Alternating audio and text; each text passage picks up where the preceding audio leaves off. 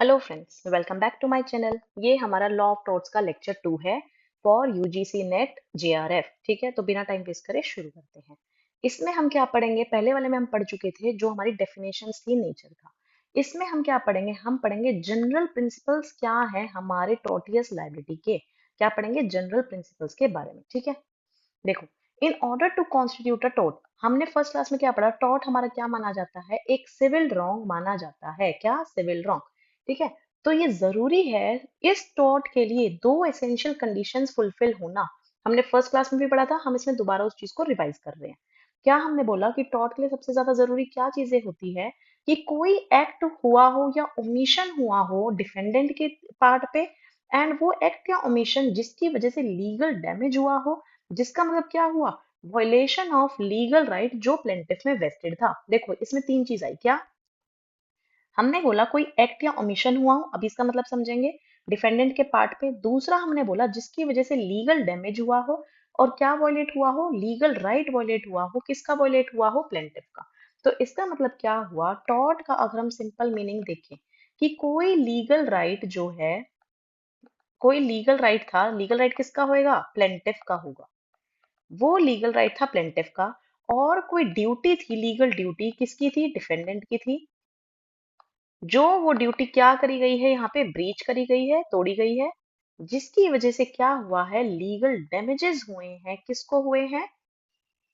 Plaintiff को हुए हैं। किसको हुए हैं? प्लेंटिफ को। हमने फर्स्ट वीडियो में भी एग्जांपल क्या देखा था कि ए जो है वो रोड क्रॉस कर रहा था, ये पब्लिक हाईवे है, यहाँ पे बी ने क्या है? हर्डल क्रिएट कर दिया, मेस क्रिएट कर दिया मिस्टर बी ने। तो बी की ड्यूटी थी वो ऐसा कुछ भी काम ना करे पब्लिक हाईवेज पे। अपनी प्राइवेट प्रॉपर्टी में बी कुछ भी कर सकता है पर पब्लिक हाईवेज पे नहीं।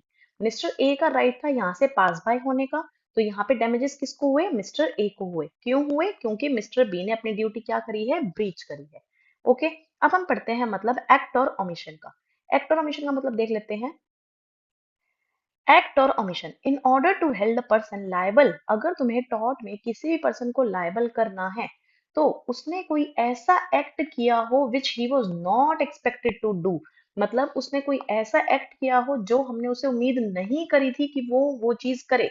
या he must have omitted to do something which he was supposed to do।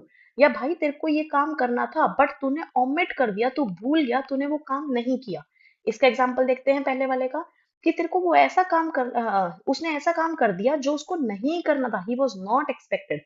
For example, Ram ने ट्रेसपास कर दिया या पब्लिश कर दी कोई भी स्टेटमेंट जिसकी वजह से इमेज खराब हो गई, डिफेम कर दिया दूसरे पर्सन को, या किसी को रॉन्गफुली बांध के रख लिया, डिटेन करके रख लिया, तो हम उसको लायबल कह सकते हैं ट्रेसपास के लिए, डेफामेशन के लिए, या फॉल्स इम्प्रिजनमेंट के लिए। तो हमने बोला, तो तुम मिस्टर ए किसी के भी घर पर जाकर एंटर हो रहे हो, that was not expected to do. तुम ये नहीं कर सकते, किसी के भी घर पे तुम ट्रेसपास नहीं कर सकते। एक एक हो गया एग्जाम्पल ये। दूसरा मैंने क्या बोला? तुमने वो काम किया जो सपोज था तुम्हें करना चाहिए था बट तुमने ओमिट कर दिया। वो क्या होएगा हमारा? एग्जाम्पल देखते हैं। If a corporation is responsible for maintaining public parks को मेंटेन करने की रिस्पॉन्सिबिलिटी किसके पास है? कॉर्पोरेशन। अगर कॉर्पोरेशन रिस्पॉन्सिबल है मेंटेन करने के लिए public park, fail to put proper fencing to keep the children away from poisonous tree, and a child plucks and eat the fruit of that tree and dies, corporation जो है liable होगा। क्यों? भाई तुम्हारी duty बनती थी, तुमने वो ओमिट कर दी। क्या ड्यूटी बनती थी? तुम्हारी ड्यूटी थी पब्लिक पार्क को मेंटेन करना, जो यहाँ पे पॉइजनस ट्री थे उसके आसपास फेंसिंग करना कि बच्चे दूर रहे इससे, इसको ना खा ले। अगर वो बच्चे प्लग करके खा लेते हैं और वो मर जाते हैं, रिस्पॉन्सिबल कौन होएगा उसके लिए? कॉरपोरेशन होगा। ठीक है, इजी एग्जांपल था। आ जाओ आगे। अब यहाँ पे जो हमने वर्ड पढ़ा एक्ट और ओमिशन, इस एक्ट और ओमिशन में कौन सा एक्ट और ओमिशन इंक्लूडेड है? जो लीगल तौर से वैलिड है, लीगली जो माने जाते हैं। कोई रॉन्गफुल एक्ट या फिर ओमिशन मोरल या सोशल बेस पे नहीं माने जाएंगे। It is important to note कि रॉन्गफुल एक्ट या omission must be recognized by law. In case अगर वहां पे कोई मोरल या सोशल रॉन्ग आ जाता है तो भाई उसकी लायबिलिटी नहीं अराइज होती। सॉरी, जैसे एग्जांपल देख लेते हैं। अगर कोई बंदा फेल हो जाता है किसी को डूबने से बचाने के लिए, कोई स्विमिंग पूल में स्विमिंग कर रहा है, और अगर हम फेल हो जाते हैं उसको बचाने के लिए, तो यहाँ पे कोई भी मिस्टर ए अगर फेल हो जाता है तो यहाँ पे ए की लायबिलिटी नहीं अराइज होगी। रीजन भी, ये मोरल या सोशल रॉन्ग में आता है, ये इसकी लीगल ड्यूटी नहीं थी। मिस्टर ए की लीगल ड्यूटी नहीं थी कि उसे सेव करना ही करना है। या और फेल हो जाता है किसी भूखे भिखारी को, स्टार्विंग बेगर को खाना देने के लिए, तो ये भी मोरल या सोशल रॉन्ग में आता है। तो कोई लायबिलिटी यहाँ पे अराइज नहीं होगी। ठीक है, आ जाओ आगे। ये बहुत फेमस मैगजीन है जो आती है एग्जाम में, बहुत बार पूछी गई है। उबी जस्ट ईबी रेमेडियम, इसका मतलब क्या है? जहां पर भी राइट है वहां पर रेमेडी मिलेगी ही मिलेगी। इसका मतलब जहां पर भी तुम्हारा लीगल राइट था, अगर वो लीगल राइट किसी ने भी वॉयलेट किया है, जिसकी वजह से तुम्हें लीगल डैमेजेस का सामना करना पड़ा है, तो तुम्हें उसका सॉल्यूशन मिलेगा ही मिलेगा। कहाँ मिलेगा? तुम्हें टॉर्ट में सॉल्यूशन मिलेगा। ये मैगजीन क्या है? फाउंडेशन है लॉ ऑफ टॉर्ट्स की। इसका फेमस इंपॉर्टेंट केस लॉ है एश बाय वर्सेस वाइट। अभी हम इसको डिटेल में पढ़ेंगे क्या है एश बाय वर्सेस वाइट में। बट उबी जस्ट ईबी रेमेडियम का कौन सा फेमस केस लॉ माना जाता है? एश बाय वर्सेस वाइट। ठीक है, आ जाओ आगे। अब हम पढ़ते हैं कि हम लीगल डैमेज वर्ड यूज कर रहे हैं। हमने बोला कि लीगल राइट था प्लेंटिफ का, अगर तुमने उसको वॉयलेट किया तो क्या होएगा? लीगल डैमेजेस अराइज होंगे। अरे लीगल डैमेजेस का मतलब क्या है वो देखते हैं। देखो, in order to succeed it is necessary for the plaintiff to prove, उसको क्या प्रूव करना पड़ेगा कि भाई मेरे को लीगल डैमेज हुआ है। इसका मतलब it means it is mandatory, ये प्लेंटिफ के लिए जरूरी है प्रूव करना कि कोई रॉन्गफुल एक्ट या ओमिशन हुआ है जिसके ब्रीच किया है लीगल ड्यूटी का, या वॉयलेट करा है प्लेंटिफ के राइट का। तो इसका मतलब लीगल डैमेज का मतलब क्या हुआ कि लीगल राइट को वॉयलेट किया है, लीगल राइट वॉयलेट हुआ है प्लेंटिफ का, और लीगल ड्यूटी, जो ड्यूटी किसकी थी? डिफेंडेंट की, उसको तुमने क्या किया है? ब्रीच किया है, जिसकी वजह से मुझे कुछ ना कुछ नुकसान हो रहा है। नुकसान किसको हो रहा है? प्लेंटिफ को नुकसान हो रहा है। ठीक है, अब आ जाओ दो इंपॉर्टेंट मैगजीन। एक है इंजूरिया साइन डेमिनम, एक है डेमिनम साइन इंजूरिया। इसको हम कैसे याद करेंगे? देखो, इसका मतलब इंजूरिया, इंजूरिया मैंने कैसे याद किया? आई से इंजूरिया, आई से इंफ्रिंजमेंट। तो इंजूरिया मतलब लीगल राइट का इन्फ्रिंज होना, वॉयलेशन होना। साइन मतलब विदाउट। डेमनम या डेमनो मीन्स डैमेजेस, इसका मतलब तुम्हारा लीगल राइट वॉयलेट हो रहा है, लीगल राइट इन्फ्रिंज हो रहा है, पर तुम्हें कोई भी नुकसान नहीं हो रहा। तो क्या तुम्हें रेमेडी मिलेगी? Answer is yes. Reason being, चाहे तुम्हें कोई भी नुकसान ना हो रहा हो, मान लिया, बट तुम्हारा जो लीगल राइट था वो तो वॉयलेट हुआ। जैसे तुम्हारा लीगल राइट वॉयलेट हुआ, तुम्हें क्या मिलेगी? रेमेडी। कैसे? अभी हम क्या पढ़ के आए थे?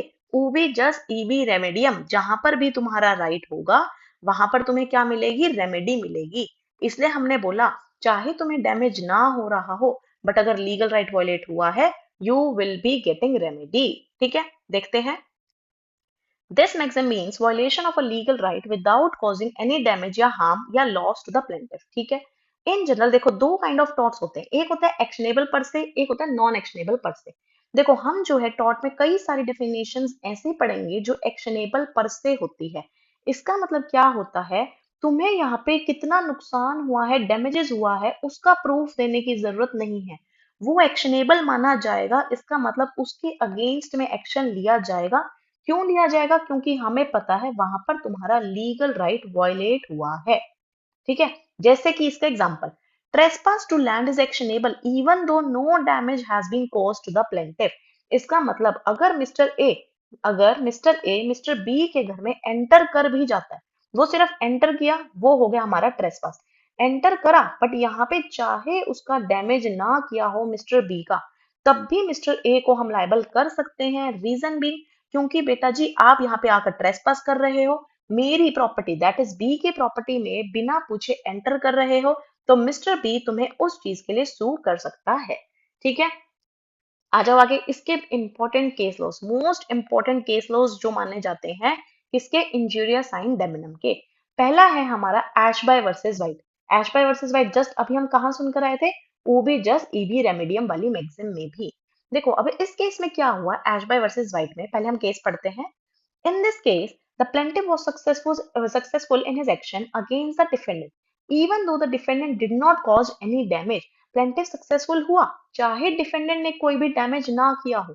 अभी हमने क्या पढ़ा था? injuria sine deminam, इसका मतलब तुम्हारा legal right violate हुआ होगा, चाहे तुम्हें कोई भी डैमेज ना हुआ हो। तो लीगल राइट वायलेट हुआ है तो तुम्हें जरूर जरूर रेमेडी मिलेगी ही मिलेगी। तो इस केस लॉ में क्या हुआ?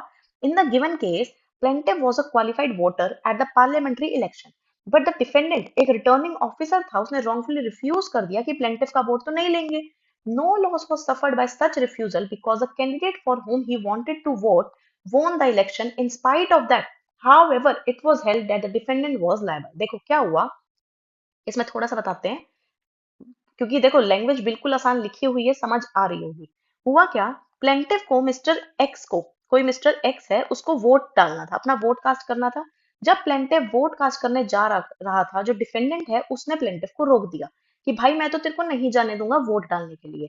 अब यहाँ पे क्या है, हालांकि मिस्टर एक्स ही जीता, जहां पे प्लेंटिफ को वोट देना था जिस बंदे को, बंदा वही जीता, बट फिर भी यहाँ प्लेंटिफ स्यू कर सकता है. रीजन बीइंग यहाँ पे प्लेंटिफ का लीगल राइट वायलेट हुआ है वोट करने का, हालांकि चाहे उसको कोई भी डैमेज ना हुआ हो. किसको, प्लेंटिफ को. क्यों, क्योंकि मिस्टर एक्स को ही वोट करना था और मिस्टर एक्स ही जीता.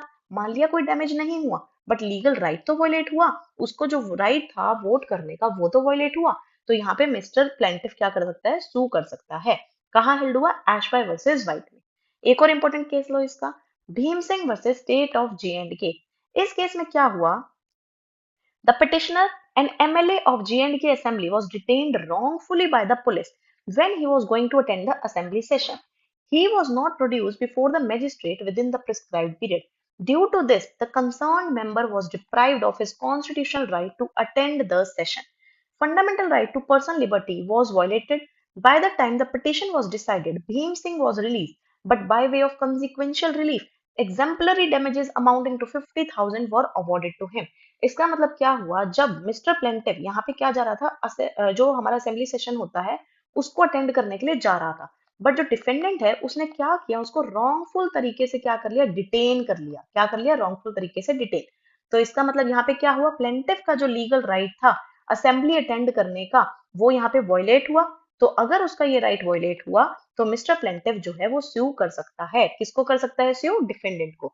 तो इसका मतलब इस हमें मैगजीन से क्या पता लगता है कि चाहे तुम्हें कोई भी डैमेजेस ना हुए हो, चाहे कोई भी नुकसान ना हुआ हो, बट अगर तुम्हारा लीगल राइट वॉयलेट हुआ है तुम स्यू कर सकते हो. अब इसी का उल्टा जो दूसरी मैगजीन है वो क्या कहती है, डेमिनम साइन इंज्यूरिया. वो क्या कहती है, देखो डेमिनम मतलब डैमेजेस. अब तुम्हें यहाँ नुकसान हुआ है बट विदाउट इंजूरिया, मतलब यहाँ तुम्हारा कोई लीगल राइट वॉयलेट नहीं हुआ.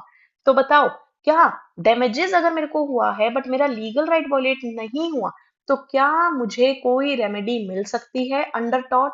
Answer is no. रीजन भी, क्योंकि मेरा कोई भी लीगल राइट वॉयलेट नहीं हुआ. और हमारा टॉट का बेसिक रूल क्या कहता है कि तुम्हारे पास लीगल राइट था और लीगल ड्यूटी थी डिफेंडेंट की, उसने अपनी लीगल ड्यूटी को ब्रीच किया जिसकी वजह से प्लेंटिफ का लीगल राइट वॉयलेट हुआ. तो अगर तुम्हारा कोई भी लीगल राइट वॉयलेट नहीं हुआ तो तुम्हें कोई भी रेमेडी नहीं मिलेगी. चलो देख लेते हैं इसका इंपॉर्टेंट केस लो. सबसे इंपॉर्टेंट केस लो है ग्लॉसेस्टर ग्रामर स्कूल केस. इसमें क्या हुआ, in this case the defendant, a school master, set up a rival school. Rival मतलब दुश्मनी, मतलब कि आमने सामने खोल लिया school, to that of the plaintiff. यहाँ पे प्लेंटिफ का स्कूल था, यहाँ डिफेंडेंट का स्कूल खुल गया, आमने सामने स्कूल. कंपटीशन की वजह से प्लेंटिफ को अपनी फीस कम करनी पड़ गई, प्लेंटिफ को अपनी फीस रिड्यूस करनी पड़ गई क्योंकि बच्चे डिफेंडेंट के स्कूल में जाने लग गए. तो प्लेंटिफ को अपनी फीस कम करनी पड़ गई स्कूल की, 40 पेंस से लेके 12 पेंस पर स्कॉलर पर क्वार्टर. इस सिनेरियो में क्या हुआ कि प्लेंटिफ के पास कोई रेमेडी नहीं है फॉर द लॉस सफर्ड. माना कि मिस्टर पी को, यहाँ पे मिस्टर प्लेंटिफ को डैमेजेस हुआ है, बट यहाँ पे इसका लीगल राइट तो वॉयलेट ही नहीं हुआ, क्योंकि डिफेंडेंट का भी लीगल राइट है अपना कोई भी बिजनेस सेटअप करने का. तो यहाँ पे इसका लीगल राइट है, प्लेंटिफ का भी लीगल राइट है, वो अपना बिजनेस सेटअप कर सकता है. तो यहाँ पे सिर्फ और सिर्फ मिस्टर पी को डैमेजेस हुआ था, कोई भी लीगल राइट उसका वॉयलेट नहीं हुआ. क्या मिस्टर डिफेंडेंट ने एक बार भी ऐसे बोला मिस्टर पी को, भाई तू तेरा जो स्कूल है उसको बंद कर, यहाँ पे सिर्फ इस कॉलोनी में मैं ही स्कूल खोलूंगा, तू नहीं खोलेगा. Answer is no. तो ना यहाँ पे मिस्टर पी का कोई भी राइट वॉयलेट नहीं हुआ. तो यहाँ पे क्या है, वो उसको स्यू नहीं कर सकता है. ओके. एक और इसका इंपॉर्टेंट केस लो कौन सा है, Mogul steamship company versus McGregor Gow and company. देखो ये जो केस लॉज हैं वो मैच द फॉलोइंग के फॉर्म में आते हैं, जो हम एमसीक्यूज वाली क्लास में डिस्कस भी करेंगे. चलो आ जाओ इस केस लॉ को पढ़ते हैं. इस केस लॉ में क्या हुआ, देखो इस केस में a number of steamship companies combined together and drove the plaintiff company out of business by offering reduced price. इसका मतलब क्या हुआ, मिस्टर ए बी और सी की कंपनी आ गई साथ में, और ये है मिस्टर प्लेंटिफ की कंपनी, डी भी ले लेते हैं। ये ए बी सी डी चारों आ गई साथ में, और ये प्लेंटिफ की कंपनी रह गई अकेली। इन चारों ने मिलकर अपना बिजनेस स्ट्रॉन्ग कर लिया, और ये इसको क्या हो गया, इसका चीज का नुकसान हो गया। House of Lords held that plaintiff had no cause of action. इसके पास तो पर कोई कॉज ऑफ एक्शन ही नहीं है। क्यों नहीं है, इसका तो कोई लीगल राइट वायलेट ही नहीं हुआ। हालांकि डैमेजेस हुए होंगे, बट लीगल राइट तो वायलेट नहीं हुआ है। Had no cause of action as a defendant का लॉफुल मीन्स है, वो अपना बिजनेस प्रोटेक्ट कर सकते हैं, एक्सटेंड कर सकते हैं बिजनेस को, प्रॉफिट इंक्रीज करने के लिए ये चारों कुछ भी कर सकते थे। तो यहाँ पे कोई भी लीगल राइट का वायलेशन नहीं हुआ। ठीक है, आ जाओ, जो हमारे जनरल प्रिंसिपल्स में लास्ट कंसेप्ट है वो क्या है, फॉल्ट कब रेलेवेंट माना जाएगा। देखो ये मैंने इसको बोल्ड क्यों किया है, क्योंकि बहुत इंपॉर्टेंट एमसीक्यू बनता है।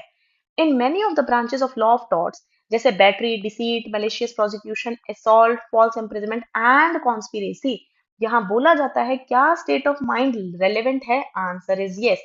State of mind of a person relevant माना जाएगा उसकी लाइबिलिटी को देखने के लिए। तो तुम्हें ये वाले ऑप्शंस दे देंगे उसमें। हमें एनालाइज करना होगा क्या वो एक पर्टिकुलर जो भी तुम एक्ट कर रहे हो, रॉन्गफुल एक्ट जो भी डिफेंडेंट कर रहा है, वो किस इंटेंशन से कर रहा है। क्या वो रॉन्गफुल इंटेंशन से कर रहा है या वो गुड फेथ में कर रहा है, वो हमें देखना पड़ेगा।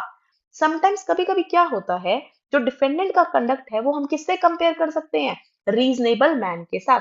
अगर जो रीजनेबल मैन ने कोई कंडक्ट किया है, अगर वो सही है उसके उसके हिसाब से, उसके अकॉर्डिंग वो सही है, मतलब कि हम उसको डिफेंस के तौर पे अगर उसने किया था, तो हम मान लेंगे कि डिफेंडेंट का एक्ट भी सही है।